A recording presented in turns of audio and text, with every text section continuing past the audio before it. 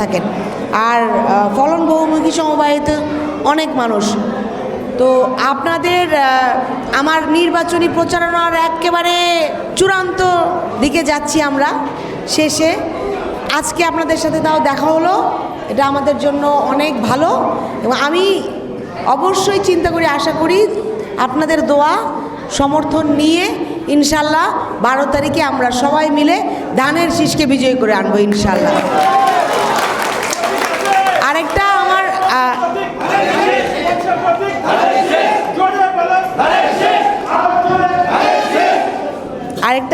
আমার যেটা মনে হলো, রজনীগন্ধা অ্যাপার্টমেন্ট ফলন বহুমুখী সমবায় সমিতি তারা অলরেডি সলভেন্ট, তাদের জন্য অনেক কিছু করার না, কিন্তু নাগরিকের নিরাপত্তা নিশ্চিত করাটা আমাদের দায়িত্ব।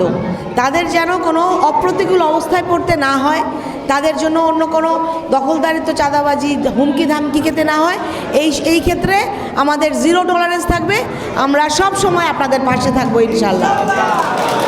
এবং বাকি যেই সমস্যার কথা আপনারা বলেছেন, পাশে রাস্তা বলেন, বাকি প্ল্যানিংগুলো আমরা যখন ইনশাল্লাহ ধানের শীষকে বিজয়ী করে পার্লামেন্টে গেলে আপনাদের মতের ভিত্তিতেই প্রত্যেকটা কাজ আমাদের থাকবে প্ল্যানিং অনুযায়ী। এবং এগুলোই আমাদের কিন্তু ইশতেহারে এসছে, ট্রাফিক ম্যানেজমেন্ট সিস্টেম থেকে শুরু করে সবগুলা জায়গায় আমরা কাজ করব। আপনাদের কাছে আমাদের আবেদন থাকবে, শুধু 123টা পরিবার না, তাদের বন্ধু, ভাই, প্রতিবেশী যারা আছেন, সবার যেই ভালোবাসা ধানের শীষের প্রতি, সবার যেই ভালোবাসা বাংলাদেশ জাতীয়তাবাদী দলের প্রতি, একটা গণতান্ত্রিক রাষ্ট্র যেটা আমরা সবাই চাই, সেইখান থেকে আমাদের সাথে থাকুন। খুব বেশি সময় নাই আমাদের, আর 3 দিন।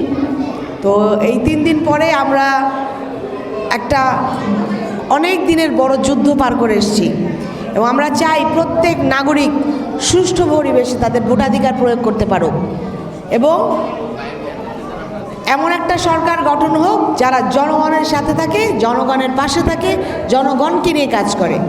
বাংলাদেশের পক্ষের শক্তির যেন বিজয় হয়।